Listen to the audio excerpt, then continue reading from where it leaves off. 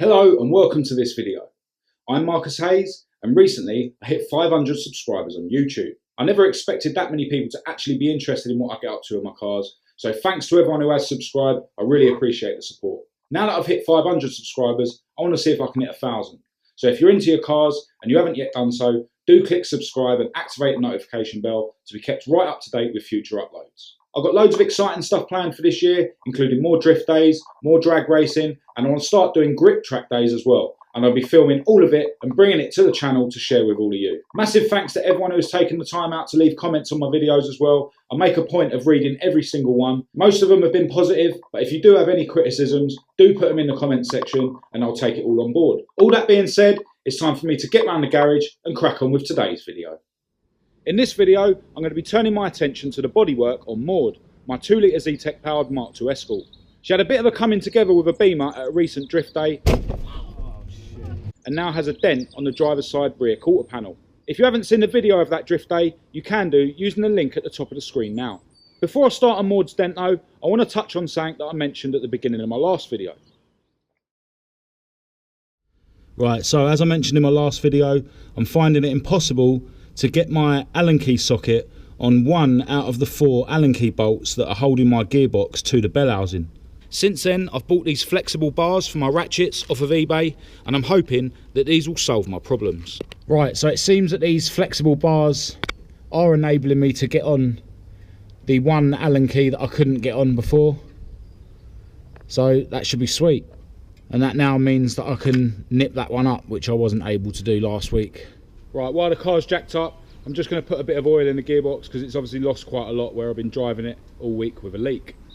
One thing that might help some of you Type 9 owners out there, a Type 9 needs to use GL4 spec gear oil, and it should be 75W90 semi-synthetic. You can get GL5 gear oil, and worryingly on that bottle it says that it's suitable for cars that specify GL4, and that is not right with the Type 9. The Type 9 has brass synchro rings which can get destroyed with GL5 gear oil, so make sure you always use GL4 in a Type 9. That's alright, I didn't lose too much oil, man, in a whole week of ripping. That's good. Yeah, this is my neighbour Gary, who's doing some work on his daily Focus at the moment. But he also owns this mint Polo GT Coupe, which will be getting a G40 engine eventually, yeah? Yeah. He's just bought another Focus for his missus. He's now got his and hers Focuses.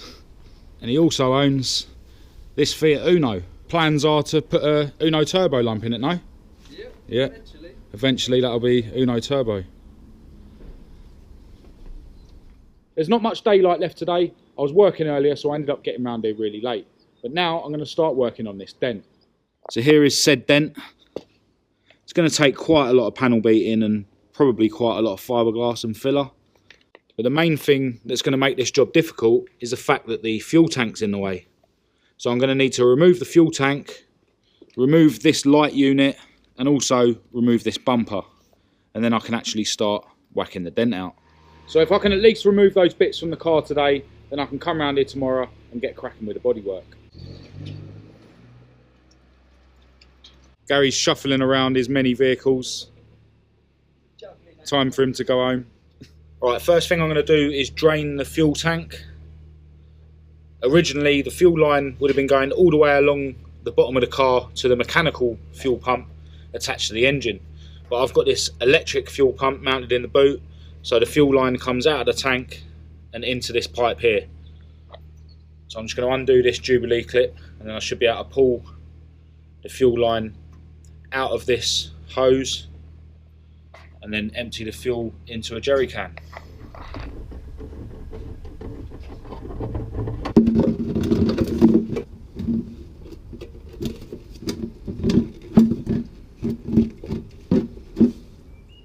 While the fuel's draining out, I'm going to start undoing the rear bumper and the rear light.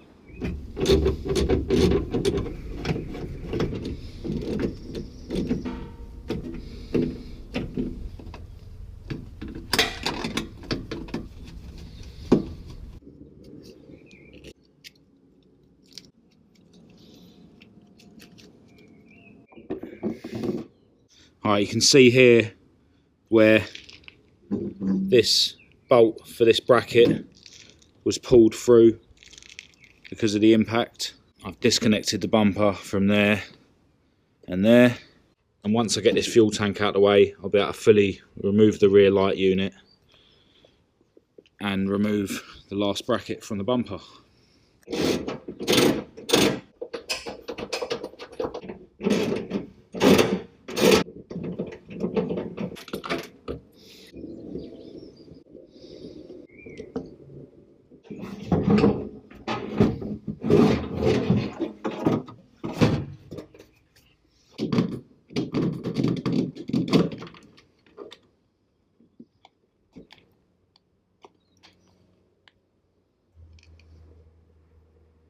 Alright, it's going to start getting dark soon, but I can now see the extent of the damage a bit more.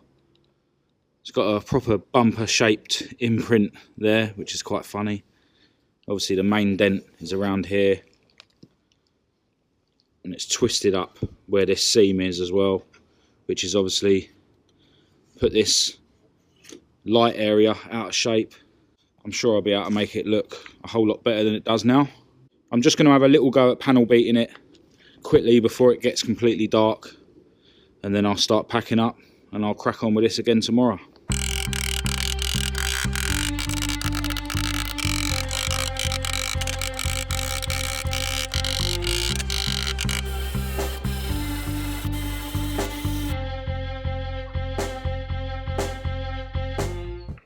Hello, welcome to day 2. Looks like the weather's going to be on my side today, which is good. So time to crack on with this bodge repair of Maude's rear quarter panel.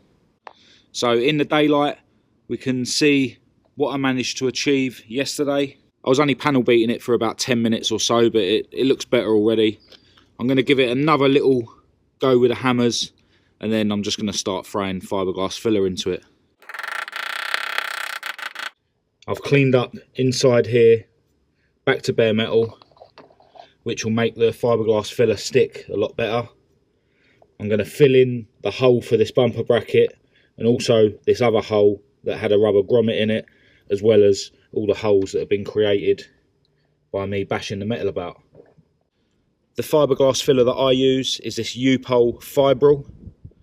They do different types, but the fibril one actually has its own fibres in it, so you don't need to use the fiberglass matting.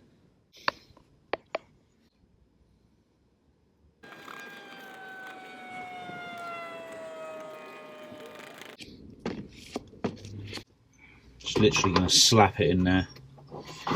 Make sure the holes are covered. It's not seen, so it doesn't have to look neat. Proper bodge. What I'm going to do now is push the car around the corner to my flat, where I can plug in my electric DA sander, which should make this job a whole lot easier.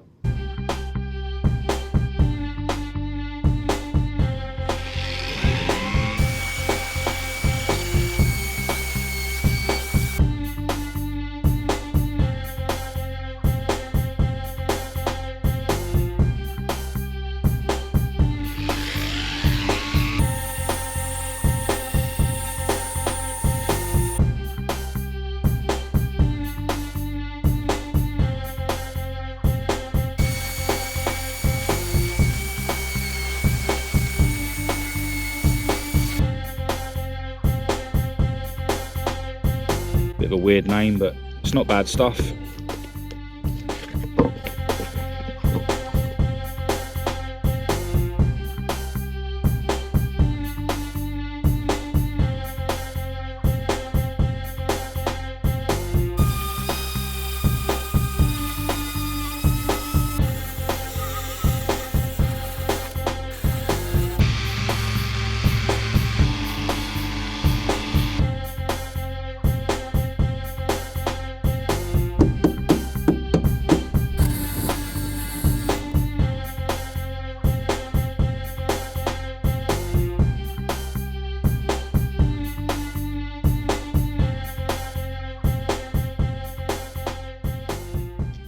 Alright, so I'm back around the garage now, and I've put what should be the last skim of filler in.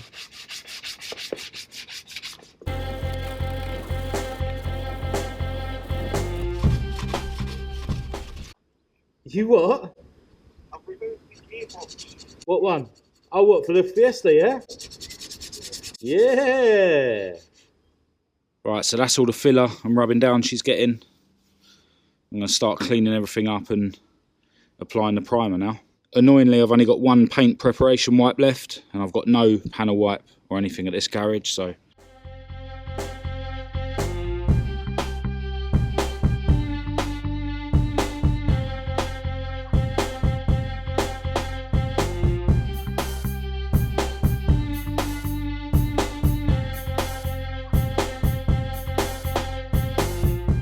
While I'm waiting for the red oxide to go off, I'm going to throw the fuel tank back in, because there's nothing now that I need to do inside the driver's side rear quarter panel.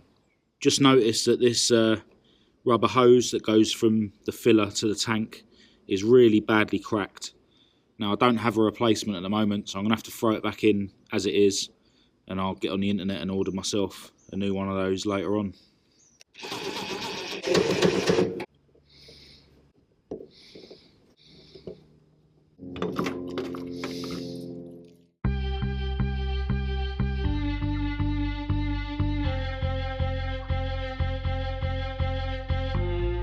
Alright, running out of daylight now. I've been messing around with some electrical issues that I've been having with the car, which I'll have to carry on messing around with in the morning because I need to use it to get to work. I'm just going to get a coat of grey primer on now over the red oxide and then call it a day.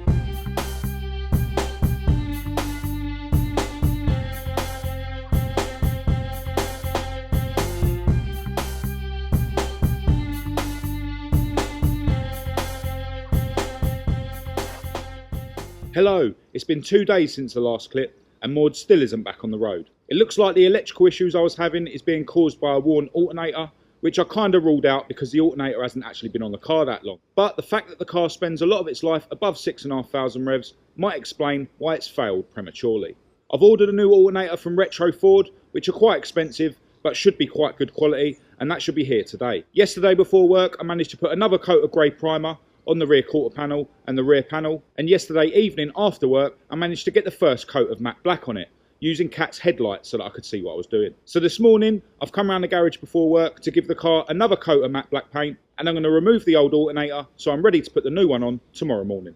Looking in a lot better shape than it did. I've noticed there's a bit of a lump here where I haven't rubbed the filler down properly, but I'm not going to worry about that, to be honest.